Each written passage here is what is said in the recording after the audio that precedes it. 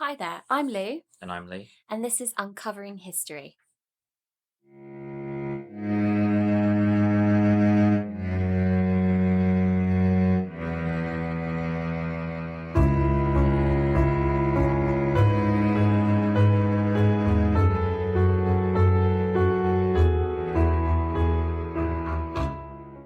Hi, and welcome to our second podcast. Today we're going to be looking at the history of Jack the Ripper, and Lee has done a lot of research on this one, haven't you? I have indeed, yes. And as Lucia said, today we will be discussing the Ripper murders, or Jack the Ripper as he's more commonly known in the UK. These murders began in 1888 during the Victorian era, and this case is, to this day, one of the most famous mysteries of English crime, as it does remain unsolved. But I would also like to put out a disclaimer before we start, given the graphic nature of what is to come, that this is in no way attempting to glorify the murders or the murderer. The details for these cases also vary depending on where the research takes you. However, the findings that I will discuss are the most consistent that I've come across. Excellent. Okay, well, actually, the Victorian era is one of my favourite eras in history, and I've only really come across. Obviously, I know Jack the Ripper, but I haven't really kind of delved deep into the kind of ins and outs of what actually happened. So it'd be really interesting to find out. Yeah, he's quite infamous, and unfortunately, there is a lot of sadness within. So brace yourself. Okay, I will. So I guess we'll start from the beginning, and I'll try and build a timeline of events from the beginning to the end. So Jack the Ripper is known to be the murderer of at least 5 women who were all prostitutes in or around the Whitechapel district of London's East End between August and November of 1888. These have been coined the canonical 5. However, within the Whitechapel murders file, there are a total of 11 murders noted that could all potentially be attributed to Jack. 11? Yeah. Wow, I only thought there was 5. So there's 5 confirmed, but there's 6 that have been unconfirmed that have very similar characteristics. Okay. And these were all took place in the same vicinity. And they took place between 1888 and 1891. And as I said, my goal will be to set a timeline of events to show a clearer picture. So we'll start off at the very beginning with the first victim. And this is an unconfirmed Jack the Ripper victim, but it does consist within the Whitechapel murders file. So this brings us to the murder of Emma Smith. The attack occurred on the 3rd of April 1888 in the early hours. She later died of her injuries in London Hospital and as a result was added to the Whitechapel murders file. However, theories have been raised as to whether or not this was his first murder. This was due to Emma telling her doctor that she had been attacked by a local gang, which immediately throws out the single murderer. Moving on to our second victim, Martha Tabrum, or Martha Turner as she was sometimes referred to. On the 7th of August 1888, her body was found off of the Whitechapel High Street. She had been subjected to a horrifying and violent attack in which she suffered 39 stab wounds to her throat, chest, and abdomen. However, unlike the later victims, her throat had not been cut and she had not been disemboweled. As such, there is still speculation as to whether or not this was a Ripper victim also. Wow, 39 stab wounds. That is pretty horrific. It's a crime of passion, clearly. There's a lot of anger there. A lot, I would say. Yeah, I think, that's understating it just a little bit. Yeah, 39 stab wounds, that's pretty awful. And both of these occurred before the first official victim. However, they have and will remain added in the Whitechapel murders file. Do you think that they'll ever be able to prove that these 2 first victims were part of his sort of rampage? We'll get into that a bit later. I don't want to delve too deep in right now. Ooh, No spoilers. But it's difficult to say given how long of a period it was ago, and the events that unfolded, and just the forensic availability back then was very different to now. So unless any solid concrete evidence comes forward, it will be difficult to tie them. There'll always just be sort of a air of speculation. Okay, so who was this first proper victim then? Okay, so it's at this point that we move into the first of the 5 confirmed killings of Jack the Ripper. This was the beginning of his MO, which began through the cutting of their throats and the disembowelment of their stomach and organs. So around 3:40 a.m. on August 31st, 1888, a carter named Charles Cross was heading to work down a narrow cobbled street when he noticed a dark shape laying in a gateway. Due to the minimal lighting, he was unable to determine what it was. However, after closer inspection, he was able to see the figure of a woman. She was laying on her back, her legs straight out, and her skirts were almost raised above her waist. That was the body of Mary Nichols. Her throat had been violently cut, with 2 deep cuts. Her abdomen had been mutilated, displaying her bowels. 3 to 4 further cuts also ran down the right side of her body. However, the post-mortem noted that she had died from her throat being cut, and as such the additional wounds were caused after death. This also led them to question whether or not the killer had an anatomical knowledge due to the lack of blood at the scene. That's really odd, isn't it? It's like, I obviously I've done a little bit of research on Jack the Ripper throughout my education. And I know that there was this huge speculation that it was possibly a doctor due to the injuries that were present on the victims. But the fact is that, you've just said that her throat was cut and that was probably, how she died. And yet the other parts of this kind of brutal attack were done after she had died. That's really quite disturbing. Yes, it's all of his killings, although they are vicious and violent, they do seem very methodical and very thought out.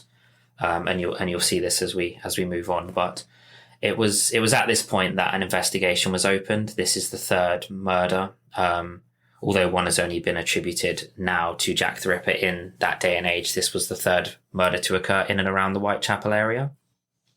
So in early September 1888, Inspector Frank George Aberline took charge due to his strong knowledge of the East End and the criminal underworld that resided within. He also had a very good reputation within the community and as such was well received. And this now brings us on to the leather apron scare, which is our first potential subject. According to prostitutes, he was noted as running an extortion racket where he was seen threatening to, quote, rip them open if they did not give him money. The press learnt of this suspect and several newspapers began emphasizing the man's supposed Hebrew appearance, a fact which led to signs of anti-Semitism to surface in the area as a way of lashing back at the potential murderer. But we will come back to the leather apron shortly. I guess, with the press sort of going, getting on the bandwagon, obviously people would be absolutely scared out of their wits, wouldn't they? And, unfortunately, this anti-Semitism is horrific. But you also think, that these women that were kind of in a really kind of awful, vulnerable sort of position would be just scared of anyone, I think, around this sort of time. I mean, September is starting to get dark, isn't it? Especially in London, there's not that much light. There's lots of pollution around at that time. So I could just only imagine really what they were kind of feeling as, it started to get darker. Yeah, sort of around that time period as well, it wasn't uncommon for streets to not be lit. Obviously, they had to be manually lit at that period. The main streets would stay lit throughout the night. However, some of these darker alleys and darker roads, which we've seen some of the murders occur on, would have been pitch black at that time, or at the very least have minimal lighting through candles or other means of a light source. Spooky. Spook. So what we'll do now is we'll move on to the 4th victim in the Whitechapel murder file and the 2nd confirmed Jack the Ripper victim. The 2nd confirmed Ripper victim's name was Annie Chapman. She was found at approximately 6 a.m. near the steps to the doorway of the backyard of 29 Hanbury Street in Spitalfields. With the 2nd murder, the violence had escalated. Her throat was severed with 2 deep cuts. Her abdomen had been cut entirely open with a section of her flesh being placed upon her left shoulder and another section of flesh along with her small intestines being placed on her right shoulder. The autopsy also showed that her womb had been removed. This was a graphic and violent act that showed and shocked the streets that surrounded this unfortunate event. A freshly washed leather apron was also found close to the body. That's really, again, horrific. I mean, the placement of the skin and the kind of I guess, entrails, on top of her shoulders. That's deliberate. It is. It's very methodical, and there's a clear plan here. This isn't a crime of impulse. He didn't just see this person and think up this immediately. This is something that was predetermined. And it is terrible. So going back to the leather apron that we spoke about just now, the news of this tragedy swept through London with force, and due to the press's sensationalism and reporting of the identity and race of the potential suspect, a full-scale racial unrest occurred. Shortly after the murder, Sergeant William Thick arrested local man John Pfizer, also known as Leather Apron. However, his alibis were proven, and he was therefore ruled out as a suspect. He also appeared at the inquest into Annie Chapman's death, where he was cleared of any involvement. So once again, that put the police back to square one. Their only suspect had turned out to be clear, and as such, they had nothing to go on. It was at this point, due to the civil unrest in the local community, that the Mile End Vigilance Committee was created. On the 10th of September 1888, the Mile End Vigilance Committee was formed. Local builder Mr. George Lusk was elected to be their president. Their aim was to supplement the police numbers in the area while raising sufficient funds to offer as a reward for information that might lead to the killer's arrest. I guess it would be, if we were alive around that time and, nothing was being done, I think that would be, really, really not very good. So I think the fact that they kind of decided to create this almost task force to try and find out who was doing these awful deeds. I mean, I guess that at least would given some of these women some sort of kind of comfort knowing that people were looking out for them, because, remember in these times, prostitutes weren't looked upon very, well, and, people tend not to care about people of that sort of,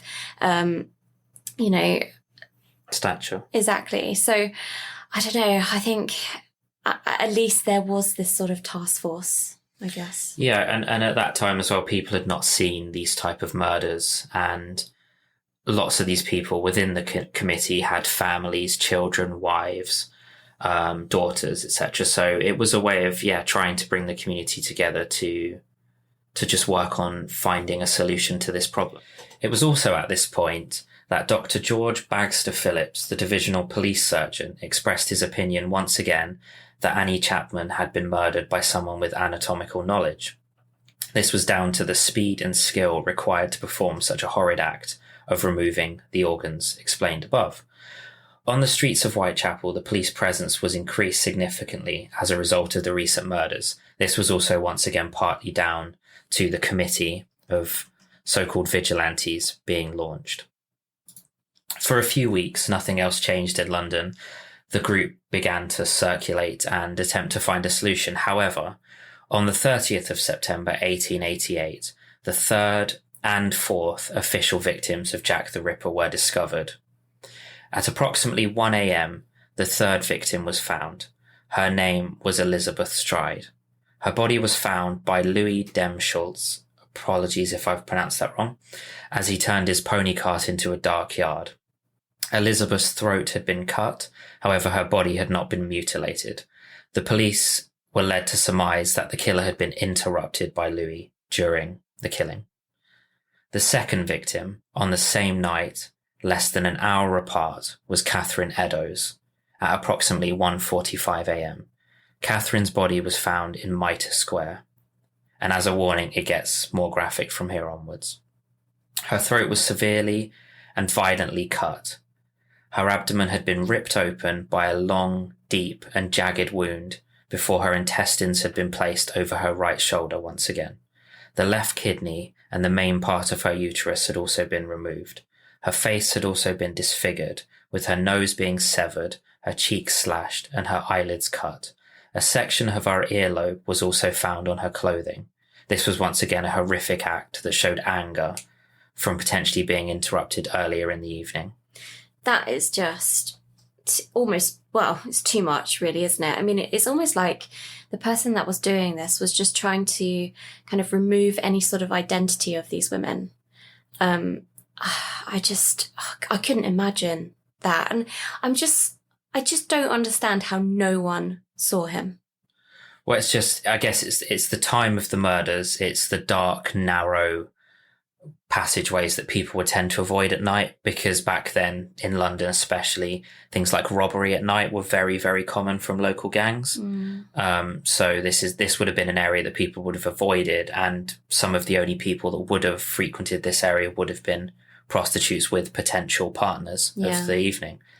I guess most people would be asleep, wouldn't they, with, you know, Exactly. their families and tucked up in bed. But I mean, just think, 1 hour apart, these two crimes, that's just, it's almost like he didn't get enough from the first one. He had to sort of satisfy his craving to kill and mutilate for the second one. Absolutely, yeah. And it feels like he wasn't satisfied with the first murder, and as such needed to play out his almost methodical artwork, which, once again, not glorifying, in his own mind, that he needed to showcase to the streets of London.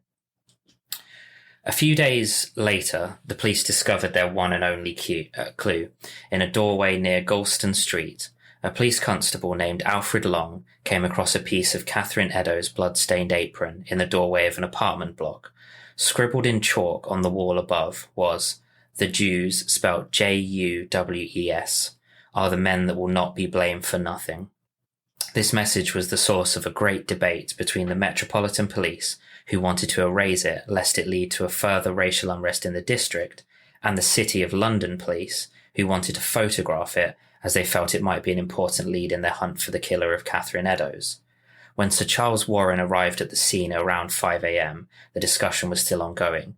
Since the doorway stood on Metropolitan Police territory, his word was final, and he immediately concurred with his officers that leaving the graffiti any longer would lead to further crimes against innocent Jews, and as such, it was removed immediately. That's, you know, leaving like a clue like that above, you know, the body, that's pretty sadistic, isn't it? I mean, do you think they made the right call there? It's really difficult to say, because there'd already been a lot of unrest and the community was already shaken. So I don't feel like there's a right decision there. I feel like either decision brings negativity and either decision potentially brings positivity in its own light. Yeah, absolutely. And also, you know, it's not fair that, you know, a whole sort of group of people would be sort of labelled under this horrific crime that this person, whoever he was, you know, had been doing, and it was just, you know, not fair at all. Exactly.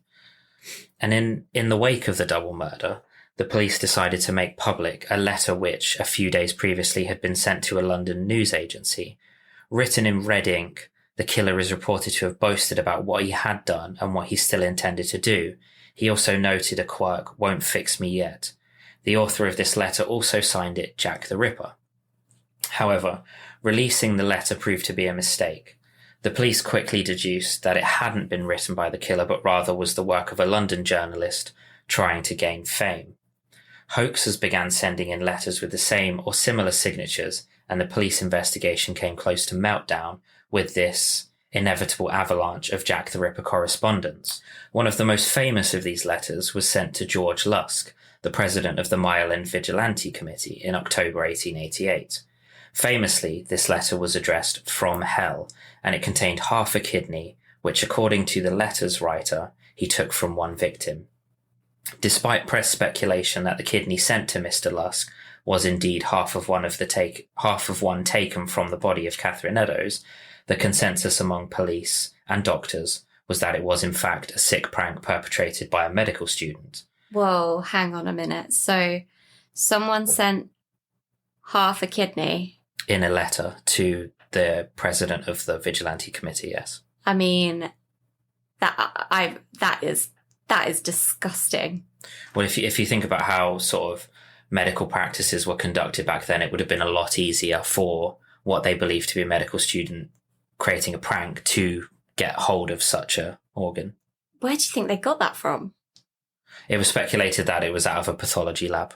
Oh, like a cadaver? So like post-mortem, yeah. Well, still, that's still pretty creepy. Oh, it is, definitely, yeah. More than pretty creepy. It's pretty horrific. It is. It is indeed. So, moving on. The whole of October went without another murder, and once more, the people of the area entered November believing that the killing spree had potentially ended.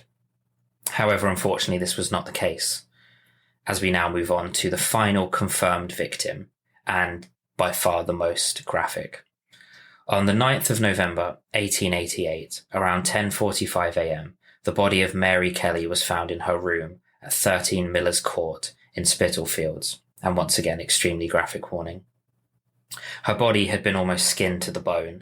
Her throat had been severed down to the spine. Her abdomen had nearly all of her organs removed. Her uterus, kidneys, and one breast had been placed beneath her head, and other organs from her body had been placed beside her feet. Along with this, sections of her abdomen and thighs had been placed upon a bedside table. Her heart was also missing from the crime scene. The wounds were so extensive and horrific that her live-in lover, Joseph Barnett, was only able to identify her by her eyes and ears. This was a truly shocking, vile crime. And as such, Mary Kelly is believed to be the final victim of Jack the Ripper.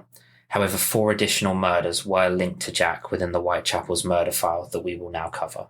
I don't even know what to say. That is brutal. Absolutely brutal. I mean, imagine trying to identify someone you love and the only thing you can identify them by is their eyes and their ears. I mean, that just suggests how absolutely barbaric this evil presence was. And it is, and you can see throughout the murders how the violence escalates. He always has some presence of having a methodical process behind his murder. However, you can see that it intensifies greatly, and it is shocking. There was also a film created on Jack the Ripper, which I thought I'd note, which stars Johnny Depp, and it's also called From Hell. It's an oldish film, maybe 15, 20 years old, but it does go through the killings of Jack the Ripper. If anyone is interested in seeing it sort of portrayed as a film. No thanks. That's understandable.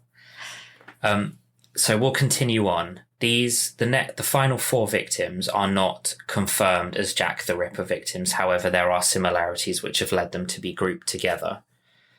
So on the 20th of December, 1888, the body of Rose Milett was found dead but unmutilated in Clark's Yard. The police doctors concluded that this death had been accidental. However, the coroner and the jury at her subsequent inquest disagreed, and a verdict of murder by persons or persons unknown was returned. Now, although this doesn't show too many similarities, given the time and the location of the murder, this was also grouped in to the potential Whitechapel murders. Mm-hmm. Moving on to our 9th victim.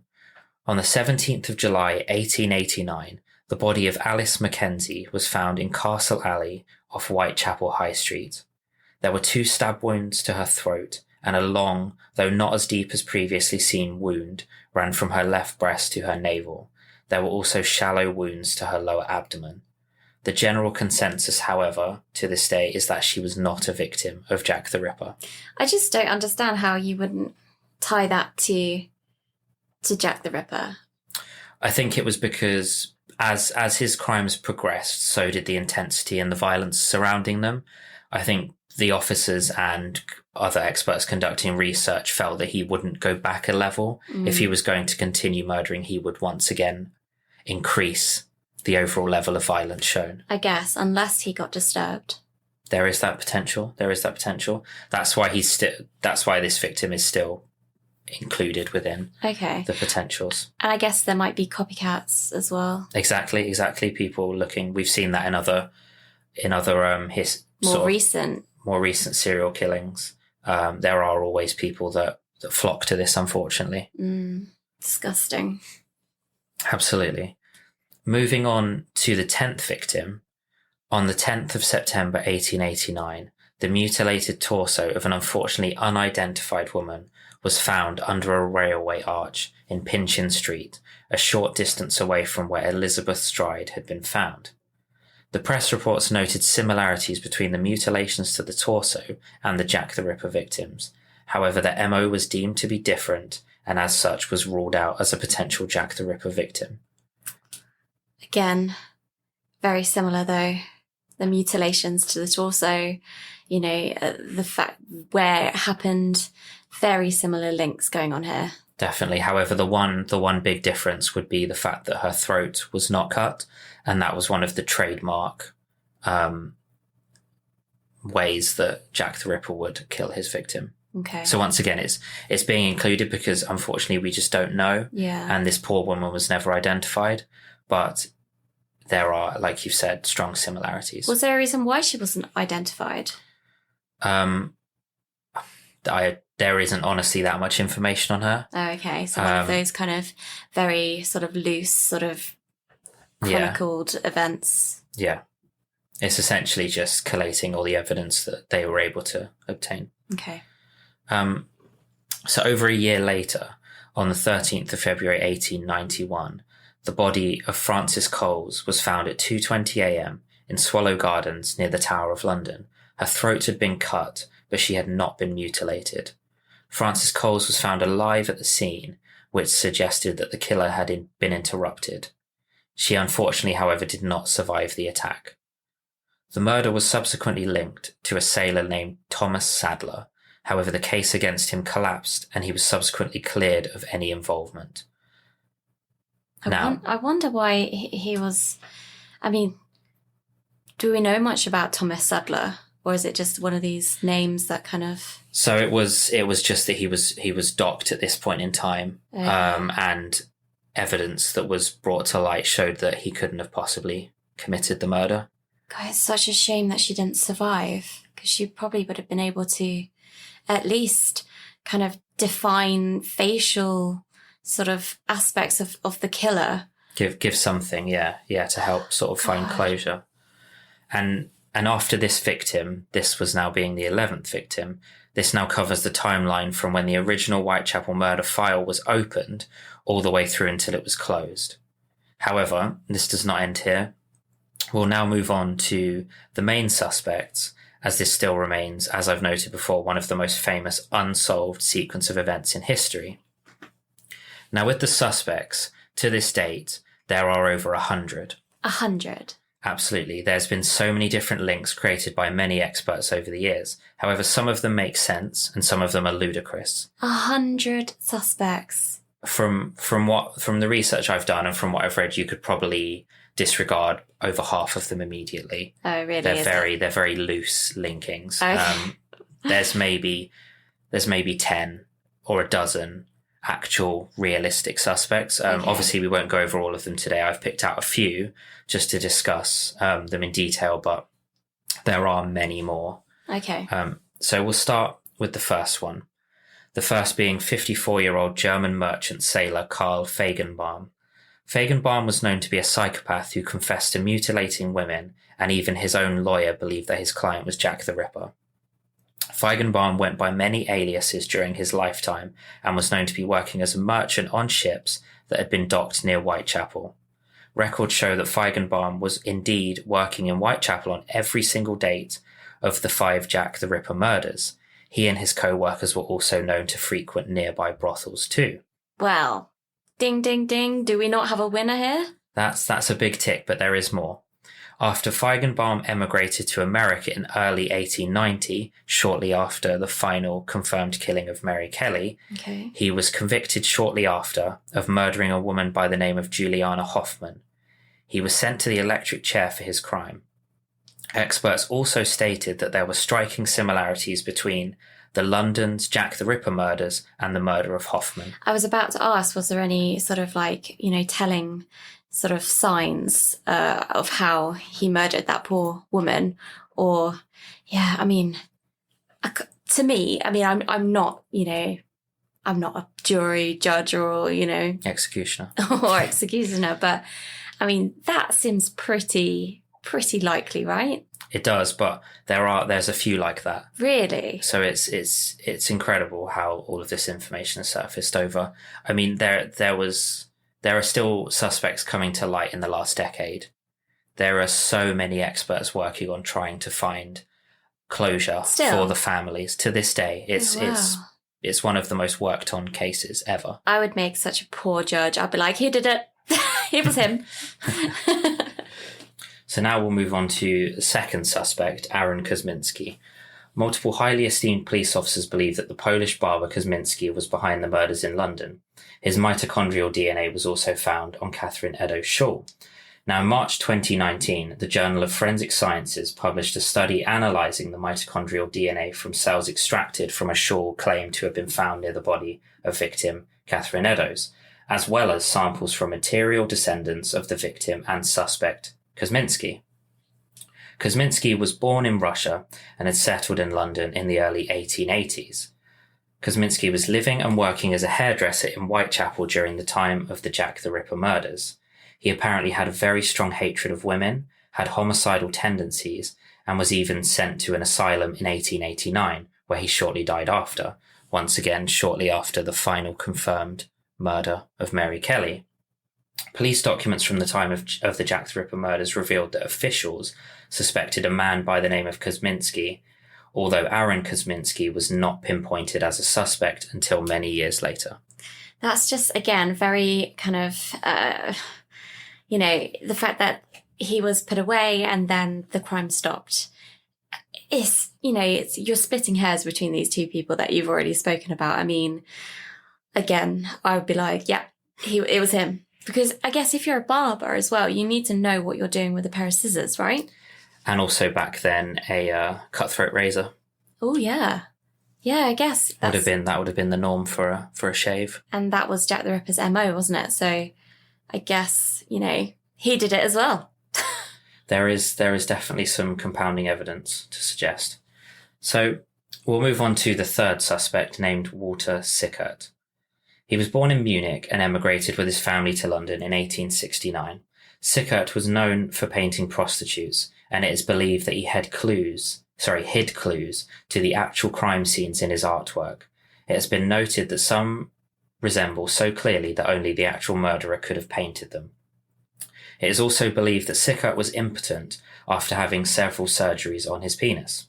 Experts have always suggested that Jack the Ripper may have had some kind of impotence problem, which is why he targeted prostitutes so violently. This is a trend that has also been seen through some serial killers throughout history as a form of sexual fulfillment. Mitochondrial DNA was also found on several of the Jack the Ripper letters, which were a match to several letters written by Sikkert. However, this was never enough to convict. How was that not enough to convict? Once again, it's information that's been collated over a number of years and wasn't readily available during the murders. I mean, you've got DNA evidence, I guess, but back then, I guess DNA. Yeah, it's DNA evidence to an extent. However, given the time period and how long ago these murders occurred, there just isn't enough to convict them without reasonable doubt. Yeah, fair enough. So we'll move on to the final suspect that I'll note today, called Montague John Druitt. He was an Oxford-educated man from a good family, although some believed that he was sexually insane. What do you mean sexually insane? I guess what we'd call today as like a sexual deviant. Oh, okay. Many experts believe that Druitt was behind the murders, as they are convinced that Jack the Ripper was a Whitechapel local. Druitt resided a few miles away from Whitechapel on the other side of the Thames. He was also seen in multiple locations around where the murders took place during the times and dates noted above. I guess, before you go on, the whoever Jack the Ripper was, I honestly believe must have lived around Whitechapel to know the intricacies of the streets and the placement of the bodies. It wouldn't have made sense for someone that didn't live or know that area very well to have done that. I agree, definitely. You'd have to know the ins and outs. You'd have to know the dark spots, the places where prostitutes frequented, where the police didn't frequent. And the timings as well, knowing Absolutely. that people wouldn't be around at that given time. I mean, I just don't see how it would be anyone living in somewhere else. Absolutely. So continuing with Montague, on November 9th, 1888, around 7 weeks after the murder of Mary Kelly, Druitt's body was found floating in the Thames. Investigators believe that the cause of death was a suicide and that he had been at the bottom of the river for at least several weeks, which once again ties in with the final killing. And after going through those 4 suspects, it's interesting to see that none of them were doctors or had supposedly any anatomical knowledge, except for being a barber and potentially using sharp blades regularly. But as you can see, there are a lot of abrupt endings to the suspects shortly after the Mary Kelly murder, which once again ties in most of them as being prime suspects. There are, however, as I've noted before, over 100 suspects over the years, and due to the timing of the murders, we may never know the true identity of Jack the Ripper. I was honestly convinced that their main suspect was a doctor. Absolutely, yeah, there definitely are a few suspects that are linked to the medical profession. However, none of these 4 were. And yeah, given the extent of the violence and the skill required to perform some of the killings with such sort of fluidity. I was about to say, I think, the last time I read about this was they were convinced it was someone like a surgeon because of, the way that these instruments were used on these victims. As horrifying as it was, apparently there was some sort of actual skill to it. Yeah, and there's and not just doctors either. There's also been slaughterhouse workers and butchers that have also been brought into the mix of suspects, given their daily use of knives and the skill required to dissect an animal on a regular basis. Animals and things like that. I mean, as horrendous as that is something that's taught, surely. Exactly. And that brings us to the end of this podcast. I also wanted to make note of a few interesting items that can be read or watched. The first being a famous book written by Marion J. Troe titled Jack the Ripper, Quest for a Killer, and 2 documentaries titled Jack the Ripper, Official Unmasking, and Jack the Ripper, The Definitive Story. There's so much information here, and considering, there's so many suspects and yet they still never were able to find the person that did it. It's just, I guess for the victims, first and foremost must be just gut-wrenching. The fact that there was never someone to blame for it, or, I guess it disrupts everything. It disrupts the grieving process. It disrupts, being able to, almost move on, and be able to kind of continue with life. Is just one of the most horrific bits of English history. Absolutely. It is one of the most prolific and famous unsolved murder cases in the history of the UK. But the one thing that it does have going for it is that there are hundreds and thousands of experts gathering and conducting research around the world trying to find a solution and to understand what took place on those streets over a century ago. That's amazing that even after all of this time, there's still people looking into it. The popularity for the demand and the determination to find the killer grows every year. I'm surprised, even though, obviously we, with the utmost respect, these were horrific crimes. I'm actually quite surprised that there wasn't as much media attention, with films and things like that. I know you've mentioned there are a few bits and bobs here and there, but if you think about, the most recent Netflix, originals with, Mind Hunters and things like that, there's not really been that much emphasis on Jack the Ripper. Yeah, there's been a few films, but mostly it's like we've said, like documentaries and other things alike. And it's definitely a very popular subject, and there's probably over 100 books written now about it. Yeah. Researching and sort of discussing potential suspects and what we've put together today is a really sort of concise version, although it's taken around an hour to speak about it. This could have very easily turned into 5 or 6 parts. I guess, yeah. Because there are just so many suspects. There's so much additional information. And this really is a sort of condensed version of the events that took place. You can study this, can't you, in universities in the UK? It's that sort of compact with absolute, clues and little bits of information that would take, weeks to really digest and go through. But I mean, this timeline is just horrific. But I mean, thank you. That was really kind of insightful, and there's so much information there. And, you know, obviously it's not the nicest of topics, but actually it's so interesting. It is. I hope that in the coming years, there will be some form of understanding of what actually happened, so that families that were involved or ancestors can find peace. Exactly. And kind of, you know, have sort of that peace of mind knowing that, you know, their loved one it's been solved. Yeah. But do you think it will ever be solved? I think the suspects are going to continue to tally up as more and more people research. I'd like to think it will be solved, but I honestly couldn't. Well, now that we're all thoroughly depressed, next time we will be looking at the history of witches. So witchcraft and witch trials, including the Salem witch trials. So definitely tune in for that one. But in the meantime, if there is anything that you would like us to look into, or you've got any ideas or some facts, then please do send it to us at uncoveringhistorypodcast@gmail.com.